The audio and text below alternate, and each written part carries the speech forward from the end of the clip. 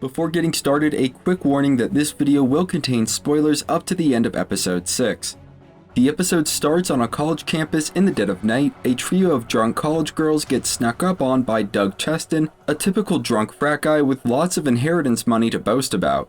They give Doug the slip, and in his drunk ranting, he fails to notice the swift approach of a syringe and the person holding it, ending up drugged and kidnapped. Doug awakens to a pontificating surgeon. Though a little slow on the mental upswing, he eventually realizes the direness of his situation. The half-assembled prototype creations of the mad surgeon swing on chains nearby, and Doug notices that his lower right arm has been surgically removed, replaced by a mechanical manipulator. Doug begins to scream, but the removal of his vocal cords brings the ruckus to an abrupt halt. The nightmare scene ends with the surgeon promising his victim that he'll be made invincible. From one medical hellscape to another, we see the GDA's staff of experts get to work on saving the 3 major casualties from the recent fight at Machine Head's base of operations. Monster Girl, Black Samson, and Mark, or rather Invincible, were all brought to rest at death's doorstep by Battle Beast, spared only by his loss of interest in the fight. As operations on Monster Girl begin, she spontaneously shifts into her decimated monster form. Robot intervenes, and after a tense argument, the doctors agree to assist Robot in saving Monster Girl. Apparently, her healing powers can be activated by an infusion of belladonna root and wolfsbane. Black Samson begins to die of cardiac arrest, and attempts at defibrillation seem futile.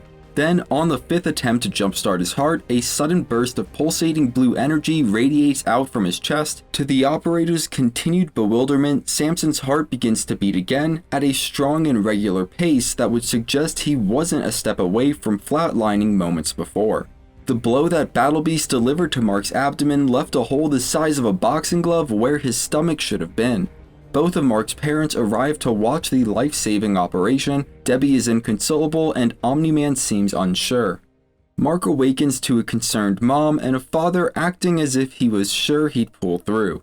Realizing he's been out for 6 days, Mark is struck by panic at the thought of Amber and how it might look like he ghosted on her.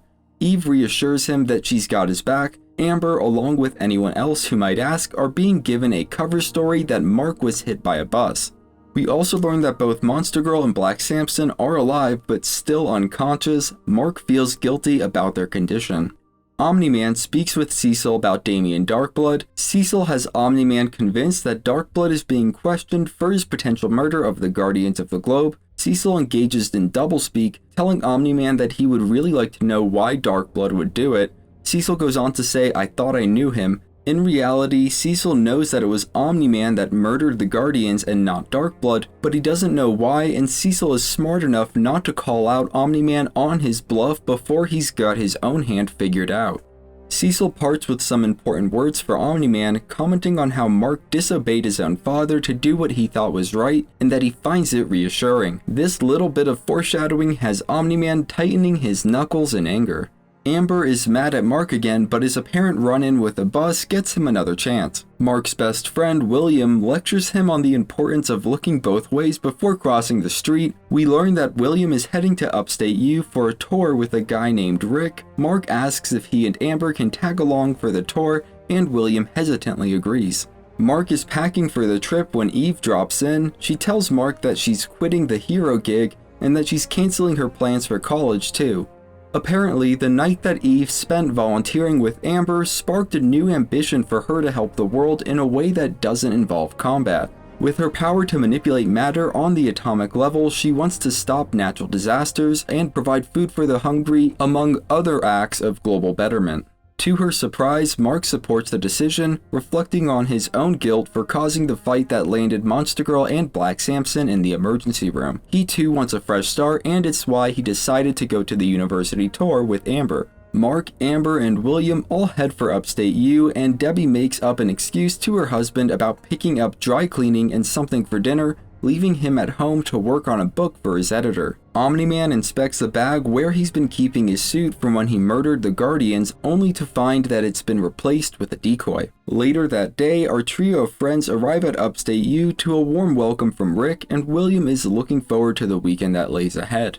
Eve is saying goodbye to her mother while trying to avoid her father. You can tell Eve's father cares about her, but let's just say he does not have a way with words and leave it at that. Lacking any abilities of their own, both of Eve's parents are powerless to stop the young super as she flies off towards a new chapter.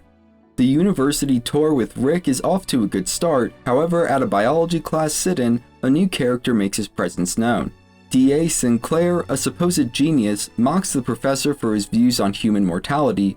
The professor asserts that the human body only lasts for so long and that attempting to stop death is a futile gesture. Sinclair disagrees, likening humans to machines. His voice strongly resembles that of the mad surgeon from the opening scene of this episode. Eve sets up a base of operations out in the wildlands, constructing a rather luxurious treehouse in a matter of seconds. The university-bound gang of friends continue their tour, and Mark tells Amber that he'd like to start fresh, going to university together, to which she happily agrees. Their conversation is interrupted by the arrival of the mechanical form of Doug, now one of Sinclair's nightmare cyborgs. Amber rallies Mark and Rick to help bystanders evacuate the area as quickly as possible. However, Rick is eventually snared in the monster's grasp. William comes to his rescue, grabbing the monster's attention with a volley of soda cans. Though lacking in subtlety, the tactic is ultimately successful as now William is the one in peril. Watching the life getting choked out of William, Amber calls to Mark only to realize that he's vanished. The monster rears back his metal palm, letting loose a punch that would easily have caved in William's skull, that is, if it was able to make contact. Instead, it was stopped only inches from William's face by Invincible'S hand. Dropping his quarry, the monster locks himself in a contest of strength with our hero. Staring up at his savior, the tumblers fall into place and William realizes that his best friend, Mark, is invincible. The two begin their fight in earnest, opening with a solid knee thrust. Invincible is surprised to find himself getting forcibly slammed into the ground by the hulking cyborg. The hero incorporates some airborne leverage into his attacks, but is repelled back in spite of the advantage they provide. Even though he manages to block a haymaker from the monster, the attack is able to push him back several feet. Recovering quickly, Invincible pushes an assault only to be grabbed by the head and is hurtled like a bowling ball through a modern art exhibit. No matter the level of damage that Invincible doles out to the monster, it keeps getting up. Invincible launched into a skydive attack but was caught in a reversal-style maneuver from his adversary and slammed into the concrete. Once again, Invincible finds himself on the receiving end of a barrage of crushing blows to the cranium. More in an act of desperation than any sort of coherent planning, Invincible grasps at and pries away the mask of the monster, revealing the mutilated face of Doug Cheston. As the monster continues advancing on his opponent, he catches a glimpse of his reflection in a pool of water. This seems to snap Doug out of whatever form of mind control he was under, just enough to realize the horrible monster he had become. Charging toward Invincible's position, the monster makes a last-second detour, impaling himself on a sundial and ending his own suffering.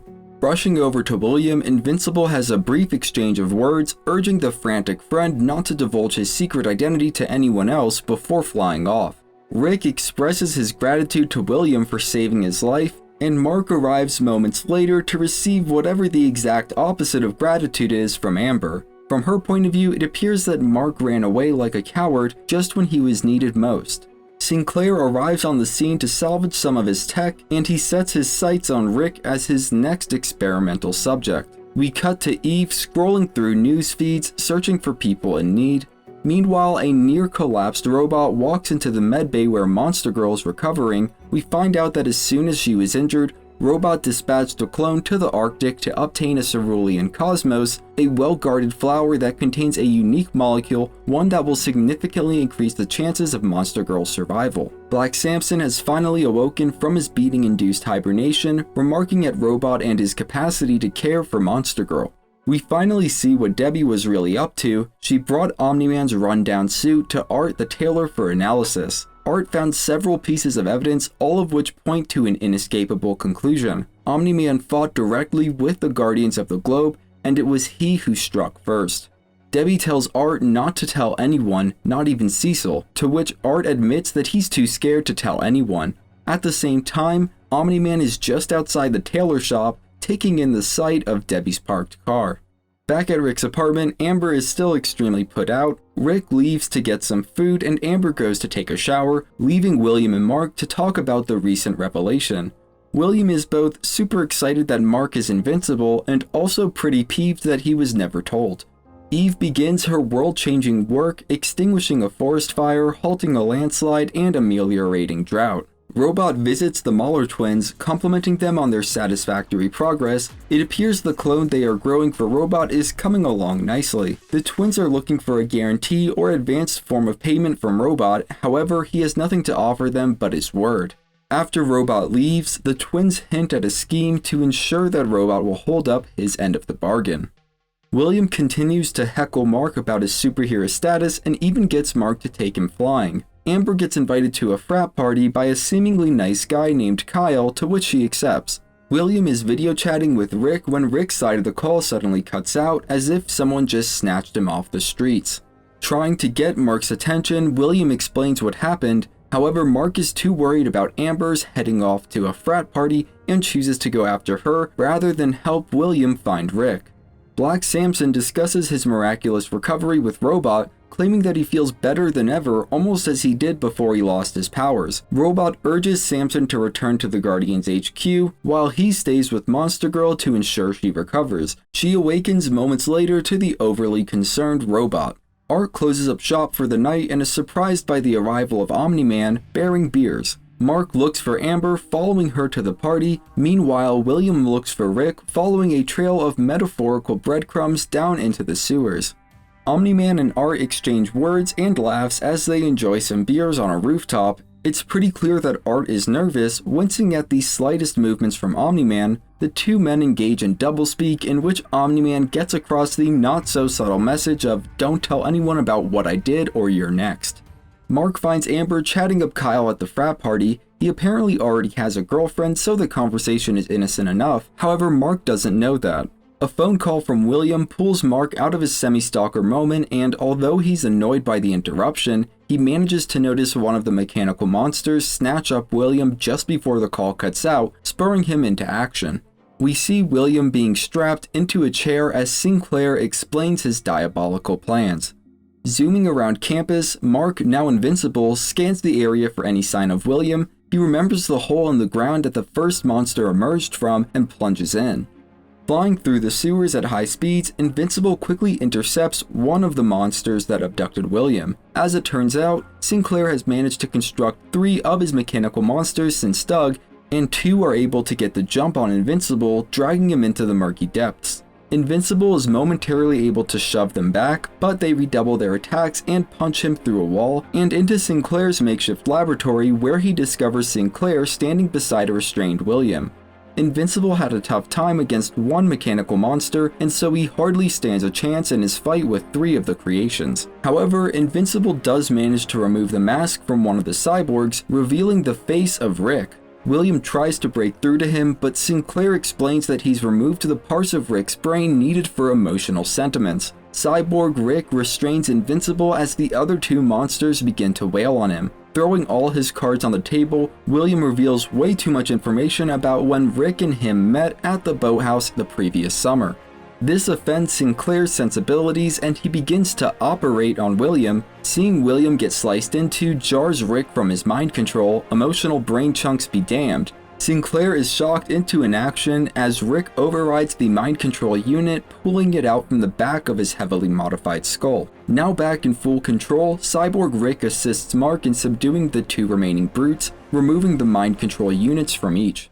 Sinclair tries to make his escape, but William, after being freed from his bonds by Invincible, gives chase. He catches up to Sinclair and draws a significant amount of blood from his face with nothing more than his fists. Sinclair gives William the slip, but succeeds only at running straight into Invincible, who delivers a backhanded punch that was way beyond excessive. Sometime later, we see the young psychopath being carted off by the GDA with a jaw that is, surprisingly, still attached to his face.